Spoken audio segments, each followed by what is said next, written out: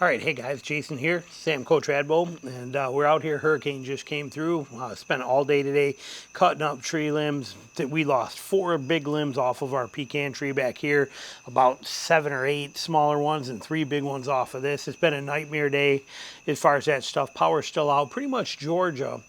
And Florida, but 70-something%, like 73% of Georgia is without power still. And, that storm was yesterday. So, and we're at like 2 o'clock in the morning right now on tonight. So, power's been out big time. We are getting by just fine. I cut all that stuff up, had the chainsaws, got all that stuff taken care of. But I want to talk today about a little bit of preparedness. And you're going to either want to hear me and understand it, and do some of this stuff, or it's going to come back to bite you later, okay? And fortunately, my daughter and her husband, and also my grandson, there's a family of 3 now, they bought their first house this year. They had none of this stuff. Fortunately, I had doubles of all of it. So they're over there right now, 10 miles away from us, living like kings. We were doing just fine today. I do not own a generator anymore. I've had 7 of them. Had them for bow fishing, for around the house. Had tons of generators, but we don't need them anymore. Let me break some of this stuff down to you for a little bit of simple understanding on ways that you can make things perfect, okay? It does not cost a lot of money to be prepared for any kind of emergency situation. And the stuff that we use for that carries over into our deer camps. So it's win-win all the way around. So let's take a look at it and see. Let's break it down here for you. First of all, heat. Okay, heat is the #1 issue for a lot of places. Even down in Texas, when they had that ice storm a few years ago, my God, my Mr. Heater Big Buddy videos blew up. They went off the charts, 1 million views because of people needing it. They were in trouble and they couldn't get them, and nobody has them. You think today, anywhere in the state of Georgia, you could walk into a Harbor Freight or Home Depot and go buy a generator? Good luck. See how that goes for you. Okay, so you want to be prepared a little bit ahead of time. But we don't need to spend a lot of money. So what are we going to do? First of all, heat is a big one. When it comes to heat, a Mr. Heater Big Buddy Pro. They want the Pro model now because it came back with the fan. The Pro has the fan in it. I have 3 of these Mr. Buddies, and they are amazing, or Mr. Heater Big Buddies. One of them still in a box. Actually, 2 of them still in a box. One of them we've been using now for the last 13 years, and it works flawlessly. The one that we have from years ago had that heat or that fan on there where it runs on batteries, or you can plug it in and it's got a fan. So then for a few years they didn't offer that fan anymore, and now it's back as a Pro model with the fan. They're not that expensive. I'll link this stuff down below, but don't just buy it through the links for the heck of it. Also, you can see what the names of them are. I'll show you pictures of this stuff, little video inserts here, whatever I'm going to do. But the point is, shop around. Look for the best deals. These things are like $100, okay? 110, 115 bucks, whatever. But that Mr. Heater Big Buddy heater will heat up even a big bedroom or a good sized living room.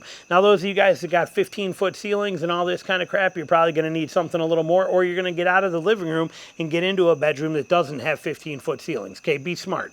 But it will make comfortable and keep you safe, keep you alive, keep you guys comfortable. Put your, bring your mattresses in there, lay them all over the floor so you guys are all comfortable, whatever you got to do, but it'll keep you safe and comfortable in even some of the coldest conditions. And it is usable indoors. You may want to crack a window next to it to let it vent a little bit, but for the most part, they are very safe indoors with an O2 cutoff on them. They work incredible. They're affordable. Okay, so a Mr. Buddy Big Buddy heater, or Mr. Heater Big Buddy, whatever it is, fantastic heater. Okay, it's worth having, and they don't ever go bad. And it's also worth getting that 10-foot hose for the extra, so that way you can run your 20-pound barbecue tanks on there too. So that, you got the green ones. It'll run on 2 of the 1-pound ones on each side, but you can also connect that 10-foot hose, or even get a longer 15-foot hose. But you can get these hoses, and in that way you can put a propane tank outside your window and just remove the screen, run this hose through your window, close it up, so it's just that little gap. You got the venting, and you got the bigger tank hose going on this thing, and you can heat those rooms up. So it works perfectly. Absolutely perfectly. I've heard people say, well, what if my house is too far down? It's on the 2nd floor, or that kind of thing, or something like that. Well, that makes it a little bit trickier. You're probably going to want to go to 1st floor. You gotta figure something out. I can only do so much here for you. But a Mr. Buddy, Big Buddy heater, or Mr. Heater, Big Buddy is going to be a huge advantage for you as far as heat. Now, when it comes to showers, okay, water's out. This is so easy to solve. All it takes is $30 to solve this. Not even. Actually, I think it's more like it's probably more like 25. Go to Home Depot or go to Lowe's or Tractor Supply or wherever you want, or Walmart, and go buy 6 or 8 5-gallon buckets. Okay, go get 5 or 6 6-gallon or 5-gallon buckets, fill them up with water, and leave them outside your house before the storm comes. If you have a bathtub, an actual bathtub, fill it full of water, plug it, fill it up with water, leave it sit. This gives you water to flush toilets. This gives you water to take showers. This gives you water to cook with. This gives you water to do everything you need, and you got plenty of it. Okay, so you do that as a prep thing, but we don't have a bathtub here anymore. So we use 5-gallon buckets of water. I got 10 5-gallon buckets, and I'll fill them up ahead of time with the garden hose, and that way I have them if I need them for anything we need to use them for. Now, we are also on a well here, and that well, the whole town is on a big well. 3 wells support my little town of whatever it is, 15 or 16 houses in this whole little area. So they're all on a community type couple of wells that are ran there. They stay running, so we still get water. It may be slowed down and pressure low, but we still get water. So it wins for us in that aspect. But it's cold water. There's no hot water coming. So the shower aspect is a whole different ballgame. And you have no hot water heater unless it's gas, maybe. But what we do for showers is the same thing I do in my wall tents. I have whether you use a Coleman stove, you use your charcoal grill even, whatever you want, or your propane grill, but a pan, and heat up water, pour it into a bag solar shower, and then hang it in your regular shower, and then you can turn it on, soak yourself down real good, close it, and then you soap everything up real well, turn it back on, and rinse everything perfectly, and you've just taken one of the most amazing showers, hot showers that you could ever dream of.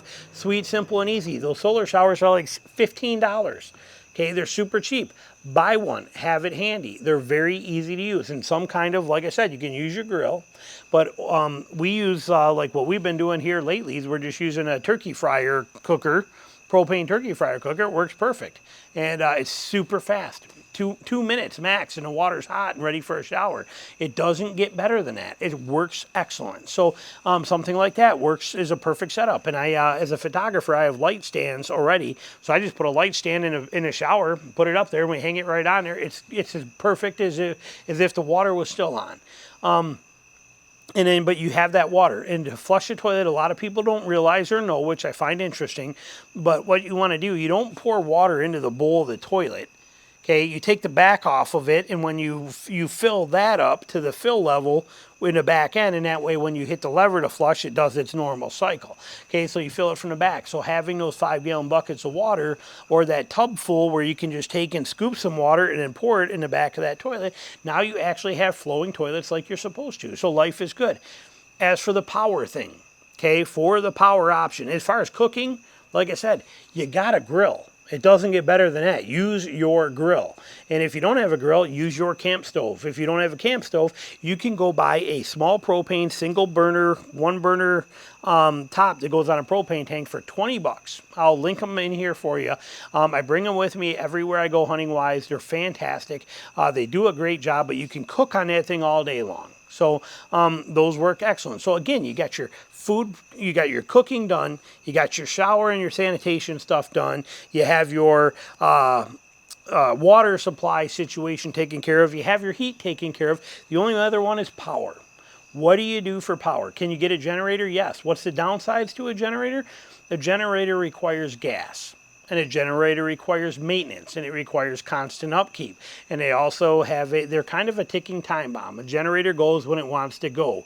They're all basically 3,600 RPM running. They're all basically the same. I don't care if it's a Generac, a DeWalt, or some Chinese knockoff on Amazon, they're the same thing. Okay, they all have an expiration date on them that we don't know, that will usually go at the worst time. They also are not designed to run in the rain, so you got to keep that in mind as a way to cover it. They also require you to buy expensive cables and stuff to go with them to run your house. You are also going to need to have a minimum of 5 gallon gas cans to get you through. Because if, like here, I mean, there was only one gas station in a 30-mile area that was open. The line for that gas station was literally miles long. People, I bet, waited all day to get gas there. If you only knew that the storm was coming, why would you not go fill your tanks up ahead of time? Go to the gas station the day before and get gas in every vehicle you have, and then fill your cans if you're going to run a generator. Tricky part about a generator, again, is the fact that you got to have 5 cans. And that fuel gets old and it goes stale. 30 days in, it starts to get stale. You want to push it to 60 days like we do with a lawnmower. If it's a cheap, kind of robust, like a Champion generator, you can probably get away with that. Some of the ones that are tighter tolerances, they won't accept it to be that old a gas. So you got to weigh that stuff with a consideration, but you got to have these gas cans and you got to fill them with gas and you got to constantly rotate them. Every 30 days, take one of those 5-gallon cans, pour them into your truck. It's not that easy anymore. Now you got to pull the seat out, get this stuff, get that weird little stupid funnel that works in it, put it in, sit there and wait forever and do this. Then you go fill that one and you move number 1 to now past number 5 and you rotate these every 30 days just because you have a generator. And a generator has to be stored somewhere, and it has to be maintained, and it has to be taken care of. You could also get a whole house generator. They work fantastic too, but they are pretty tough. If you're running one and you're on propane, you're not going to get a tremendous amount of time out of them if you're running it all the time, because you probably only have a 500-pound propane, a tank of propane, 500-gallon tank, and you'll burn through quite a bit. That might only last you 7 days, and you've just burned through $1,000 worth of propane. Things that you got to consider. If you're on natural gas, it usually works a little bit better, but your bill's going to be tremendously high.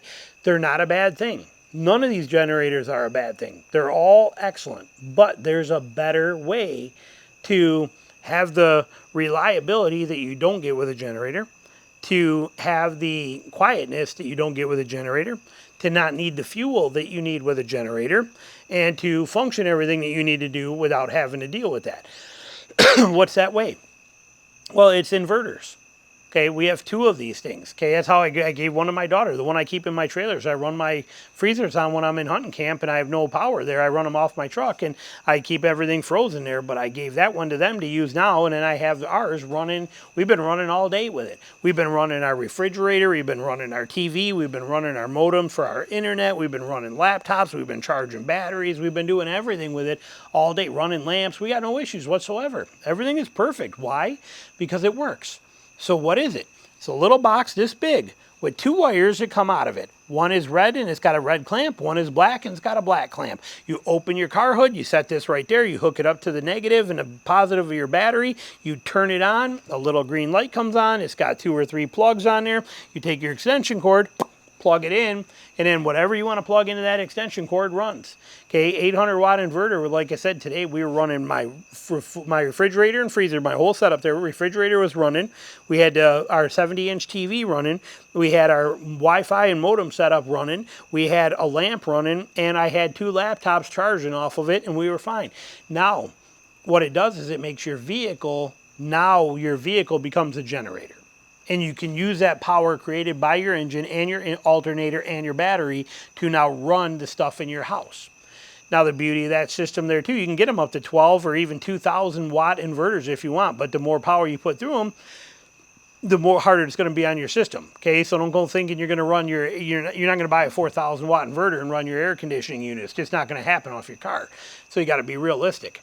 But you get all the creature comforts that you want to be able to run and live comfortable out of that little $60 or $80 simple little box that's right there. Your car will burn through a lot less fuel than a generator will. You also don't have to run the vehicle the whole time.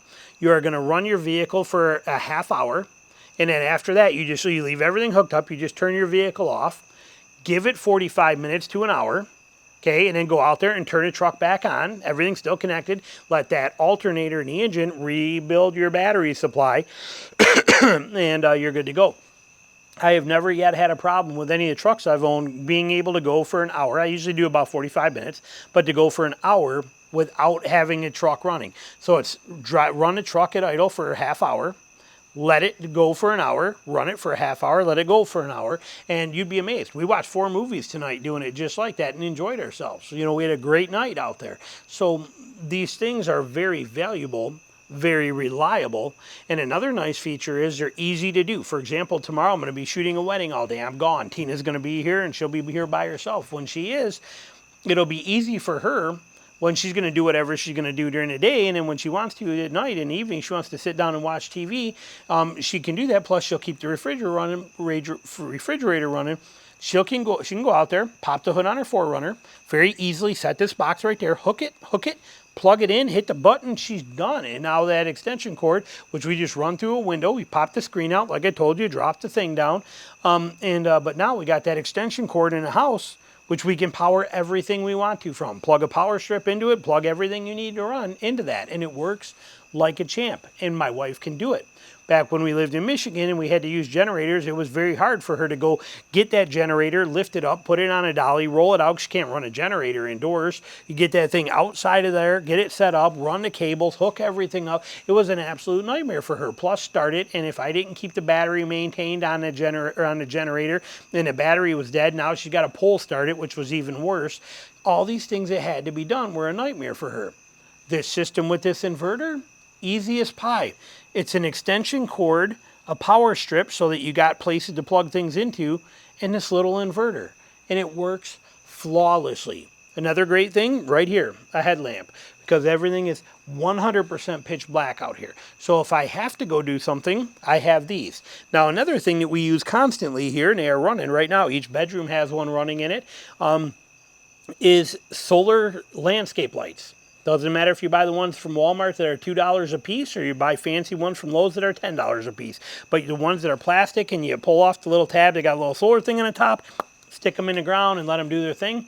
Well, when the power goes out, just walk over to where those are stuck in the ground, pop the whole top right off, the whole light right off the stake, leave the stake there, just pop the top off, bring them in the house, let them charge during the day, and then at night bring them in. You get about 8 hours of run time out of one of these things with these LED ones, and you can put them in all your different rooms. And now you have light the whole time you're there. When you wake up in the morning, they'll probably be dead, but they gave you light all night long throughout your house. When you wake up in the morning, bring them out, stick them right back on your things.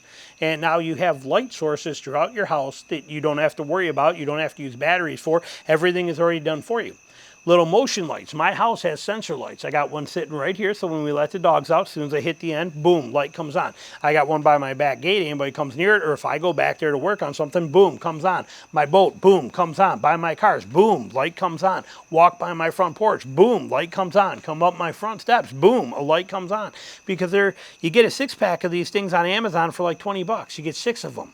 They're simple, they're cheap, they're effective, they're functional, they work perfect. You just tap a little nail in and you just hang them on a nail and let them sit there. I got them hanging on trees back here. They work perfect. What do we do with those? We grab those, and when the power's out, we grab a couple of those and I put one in the bathroom and I leave it on the same motion sensing setup. If I walk into the bathroom, it's dark in there, I walk into the bathroom, as soon as I come in, pops on. Now I got light, and if I'm in there moving around, the light stays on. When I walk out of the room, light goes off. It's a pretty simple process. It's a pretty easy, brilliant thing, the way it works. So those lights, and again, I'm using them, so they're multifunctional. It's not like I bought them specifically for emergencies. I use them every single day out here. So they become very, very handy. So it's a simple system. Candles are also very good. Little pop-up lanterns, those little AA or AAA pop-up lanterns. Again, on Amazon, you can get a 6-pack of them for 10 or 12 bucks. Okay, yeah, they're cheap, but they work fantastic.